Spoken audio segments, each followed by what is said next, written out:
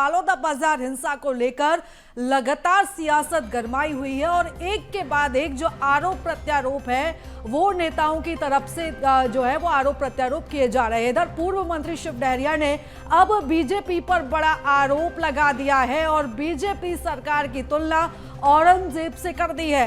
औरंगजेब ने सनातनियों को जितना प्रताड़ित नहीं किया जितना बीजेपी ने किया है, तो एक बड़ा आरोप पूर्व मंत्री शिव डहरिया ने बीजेपी पर लगाया है। बालोदाबाजार में जो हिंसक घटना घटी थी, जो दंगा फैला था, उसके बाद अब इस पूरे मामले ने सियासी तूल पकड़ लिया है। एक तरफ जहां बीजेपी कांग्रेस की संलिप्तता का आरोप लगा रही है, तो वहीं बीजेपी पर भी लगातार कांग्रेस के आरोप जो है वो देखने को मिल रहे हैं। बीजेपी सरकार में लगातार सतनामी समाज को प्रताड़ित किया जा रहा है, ये गंभीर आरोप पूर्व मंत्री ने लगाया है।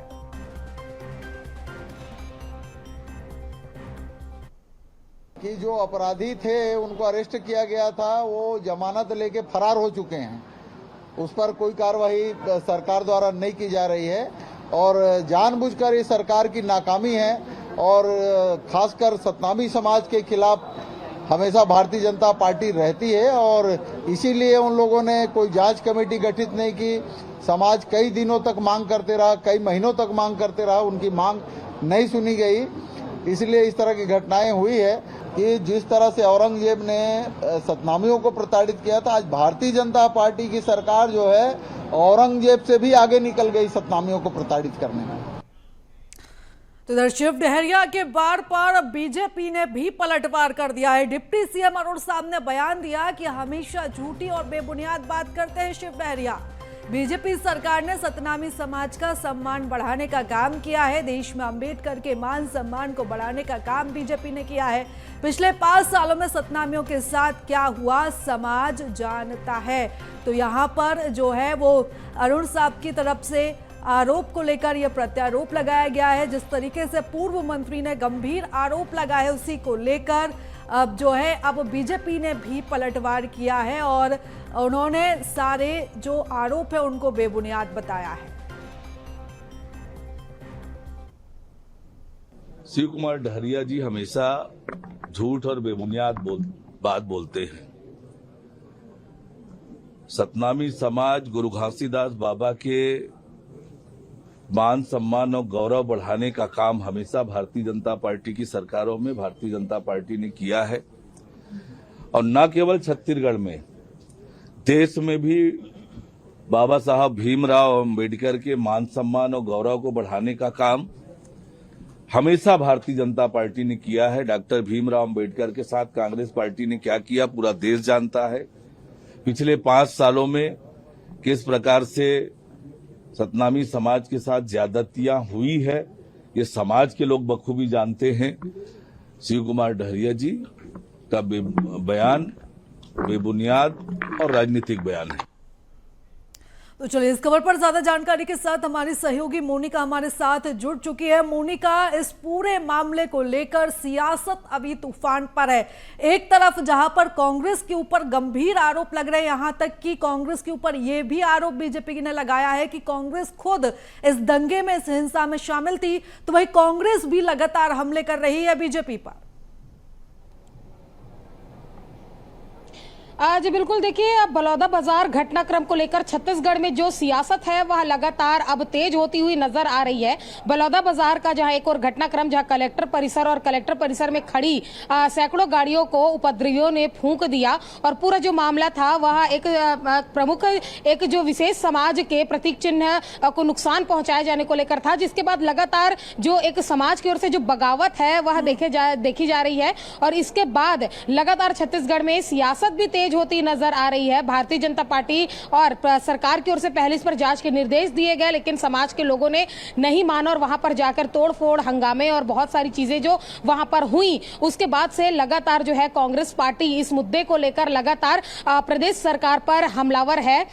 लगातार जो आज जो कांग्रेस का जो जांच दल है और जांच दल के संयोजक है पूर्व मंत्री शिव कुमार डहरिया, उनके नेतृत्व में आज कांग्रेस का जो जांच दल है वह बलौदाबाजार के लिए रवाना हुआ है। वहां पर जो उनके चूंकि जांच कमेटी है वह जांच करके पीसीसी चीफ दीपक बैच को इसकी जो रिपोर्ट है वह सौंपने की तैयारी में। और पूर्व मंत्री शिव कुमार डहरिया ने एक बड़ा बयान दिया है और कहा है औरंगजेब के समय में भी इतना जो अत्याचार है वह नहीं हुआ जो बीजेपी के शासनकाल में हुआ है। वहीं जो मंत्री रामविचार नेताम के बयान पर भी उन्होंने पलटवार करते हुए कहा है कि रामविचार नेताम जी को पहले अपने जो विचारों को देखना चाहिए कि किस तरीके के विचार हैं। जब जांच की बात कही गई थी उस समय ये विचार प्रकट किए जाने थे। उसके अलावा जिस तरीके से उसके बाद जो सियासत है वह तेज होती हुई नजर आ रही है। साथ ही साथ पूर्व मंत्री शिव कुमार डहरिया ने यह भी कहा है कि जो प्रमुख समाज के जो लोग हैं उनके ऊपर लगातार जो भारतीय जनता पार्टी है वह अत्याचार करती आई है। पहले भी अत्याचार हुए हैं और आज भी अत्याचार हो रही है। साथ ही साथ बीजेपी के लोगों की संलिप्तता की बात जहां एक और पूर्व मंत्री ने कह दिया है,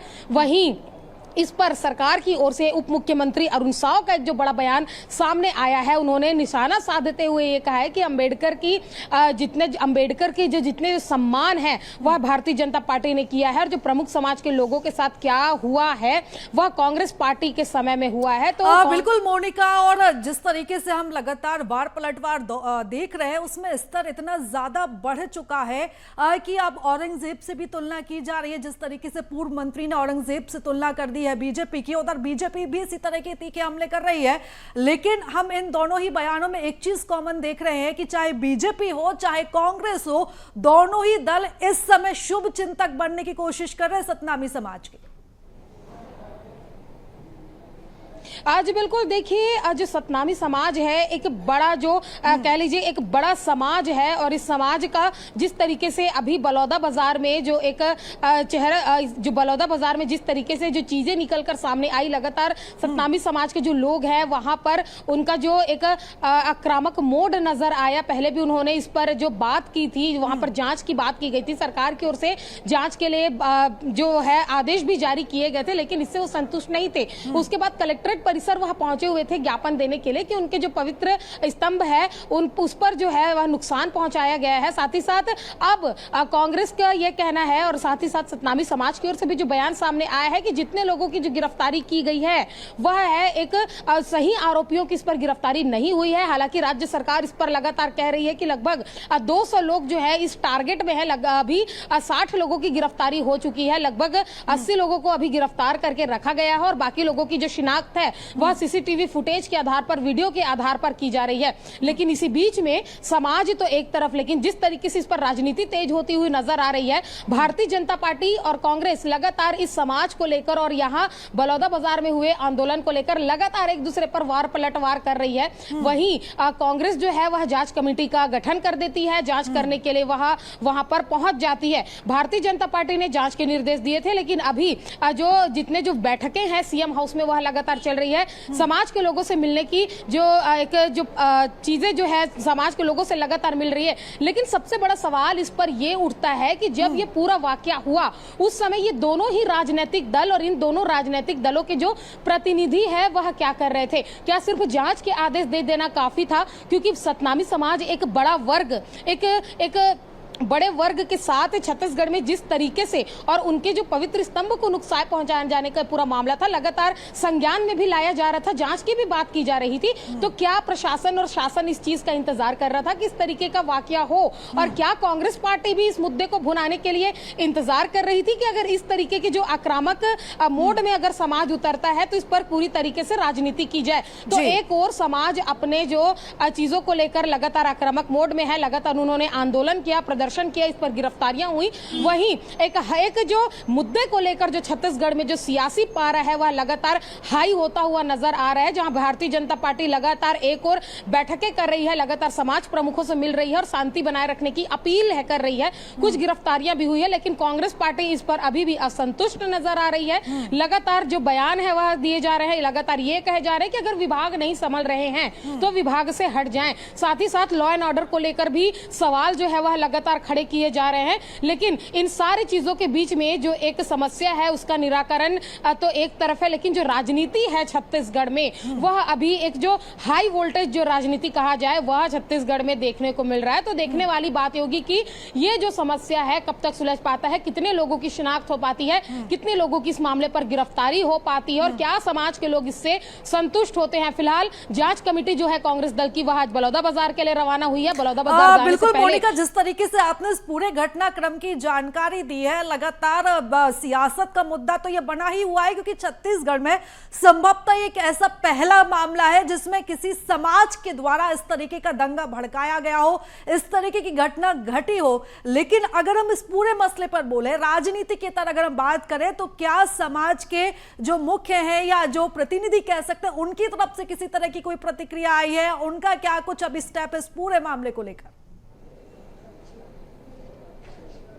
आज बिल्कुल देखिए, जिस तरीके से सीएम हाउस में जो लगातार जो बैठकें चल रही है, लगातार जो बैठकें चली बलौदाबाजार को लेकर, जहां एक और छत्तीसगढ़ सरकार की ओर से समाज प्रमुखों से मुलाकात हुई। मुख्यमंत्री विष्णुदेव साय ने जितने जो प्रगतिशील सतनामी समाज के प्रमुखों से उन्होंने मुलाकात की। सबसे पहले उन्होंने पूरा घटनाक्रम जाना और उसके घटनाक्रम जानने के बाद वहां पर हुए जितने जो चीजें जो बलौदाबाजार में जो हुए उस पर भी उन्होंने उनकी प्रतिक्रिया ली। समाज प्रमुखों ने भी अपनी बात जो है मुख्यमंत्री विष्णुदेव साय के सामने रखी।